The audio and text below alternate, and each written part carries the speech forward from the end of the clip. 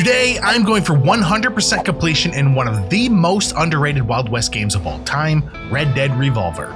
I won't be getting the Platinum Trophy because unfortunately this game doesn't have one, but I'm still in for a rough journey because I need to beat the game 4 times. Not to mention there are 2 highly missable trophies, making this process extremely stressful. Is Red Dead Revolver good enough to stand toe-to-toe with the masterpieces Red Dead Redemption and RDR2? In order to find out, I need to collect my first trophy, Quick on the Draw, which I'll get for winning a duel in story mode. But first, That damn doggone leaved himself all over them fancy boots here. yeah, you guys done messed up. Red Harlow is about to go full John Wick on you. You can see that I'm constantly moving, partly because there is very little cover, and also because movement throws off the enemy's aim and makes you a harder target. And here's that duel I was talking about earlier, the very first one in the game. And there's my trophy, Quick on the Draw. I love how Red politely tips his hat after pumping a guy full of lead. After missions, the game allows me to explore the town of Brimstone, and for the trophy well provisioned, I'll need to purchase every item in the game from all different vendors. I walk into the tailor shop for a fresh set of threads, but the prices on these things are so high, they make my head spin. $550 for a damn bandana? I can't even afford a belt buckle with my $17, that's how broke I am. As I walk away very slowly with my head hung low in shame, I think about ways of making money. And then I remember that the sheriff was talking about some really expensive bounty targets earlier. You might want to start with Pig Josh. He's one crazy outlaw and circus freak.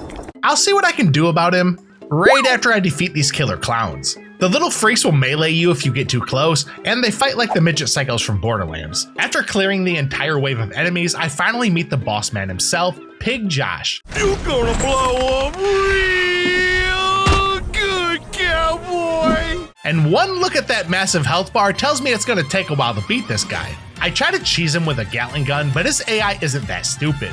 He knows my firing arc is limited and sneaks up behind my back, forcing me to dismount and engage him the normal way. And every time he gets near me, he blows up and takes 1/5 of my health bar.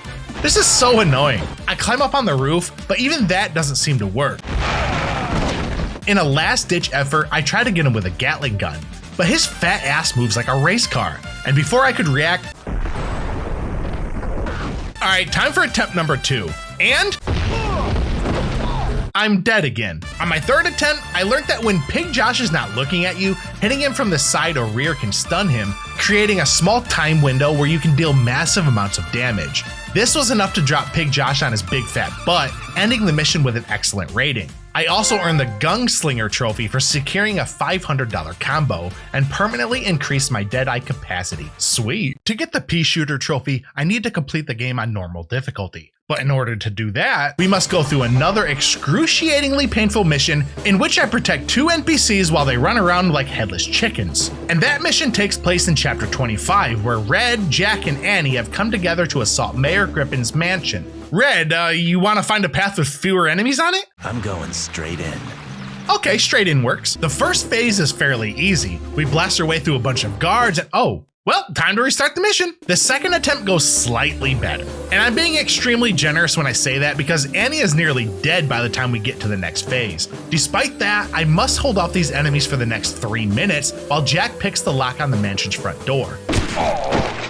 Yeah, this is turning out to be the hardest mission yet. Everything was going fine until Terry, Kirk, and Jerome decided to show up. I end up dying again because there's just way too many enemies in a single wave. On the last attempt, I focused down each mini-boss one at a time. Annie and Jack took a lot of damage in the last 40 seconds, especially Jack, who I feared would die before the timer ran out. Look at him, he's hanging on by a thread. Come on, Jack, you can do it just a little bit more. Yes! The last mission culminated in a rooftop fight, but I wasn't prepared for the power-up he pulled in stage 2.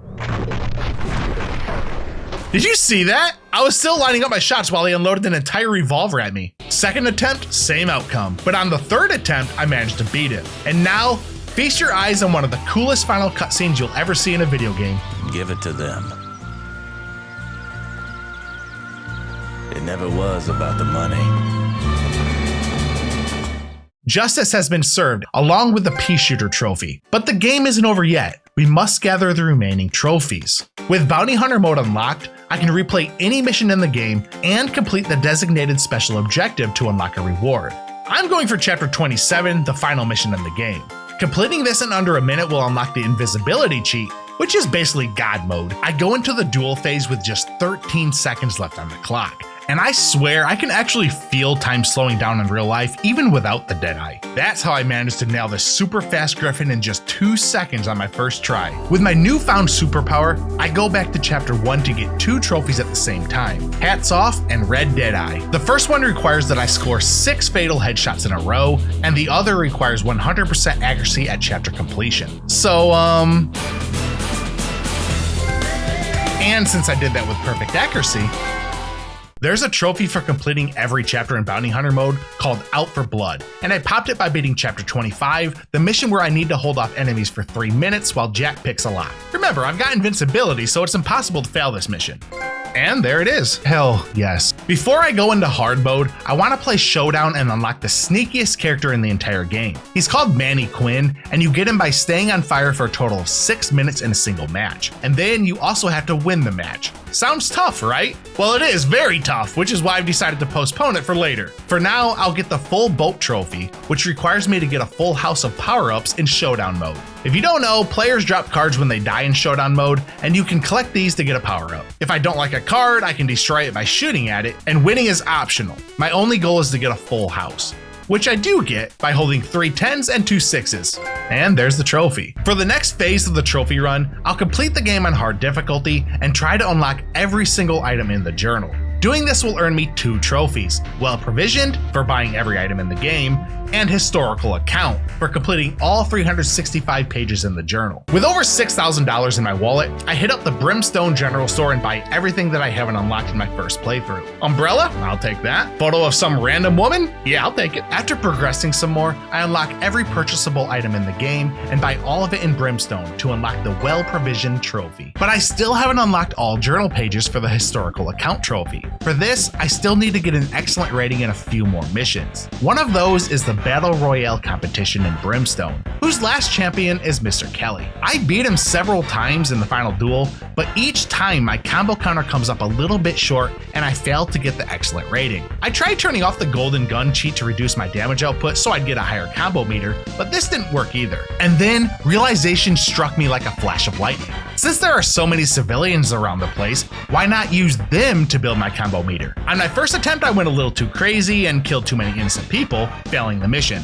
But then on my second try, I limited myself to a 3 times multiplayer, and as soon as I hit that, I focused on taking down the boss. And you know what? It worked! I got an excellent rating, unlocking Mr. Kelly as a playable character in Showdown mode. This counts towards progress in the journal, and I've only got 1 item left to unlock, Manny Quinn. I'll get it soon, but first let me complete the story on hard difficulty to unlock very hard. There were only 2 missions left in story mode, and completing the game on hard difficulty earned me the 6-shooter trophy. Not that this playthrough was particularly hard, but I'll take it. And now for the Manny Quinn unlock. Since I need to be on fire for 6 minutes total to unlock Manny Quinn, the best map for this challenge is the ranch. Here you can start a fire in the stables by tossing fire bottles into them. Standing in the fire will kill you, but you can keep doing this over and over to accumulate 6 minutes of total burn time. It should take around 90 deaths in total, but during all of this, I missed out on one crucial detail. I also have to win the match, which I didn't. So I guess we're gonna do this again. On my second attempt, I chose a different enemy AI, and this one for some reason kept running into my fires and dying while trying to steal my power-ups. In the end, I won the match while also fulfilling the 6-minute time requirement. This unlocked Manny Quinn and earned me the Historical Account trophy. Next up, I need to play Red Dead Revolver mode. In this mode, you play as a wooden dummy, and all I have to do is finish the first chapter to unlock the Manny Quinn trophy. Now, there's just 2 trophies left. The first one is Untouchable, which I get for completing the first chapter on very hard difficulty without taking any damage. This was extremely easy since I have the invincibility cheat. And finally, I get the last trophy, Sharpshooter, by completing the entire game on very hard difficulty. As you can see in the journal, I've achieved 100% completion in Red Dead Revolver. I've also got a really devilish 666 headshots. I did kind of put myself through hell to finish this game, but it was worth it, because playing Red Dead Revolver gave me a new appreciation for how far we've come with the Red Dead Redemption games. And the OG still remains an exceptionally fun game to this day. I just wish it had a platinum trophy.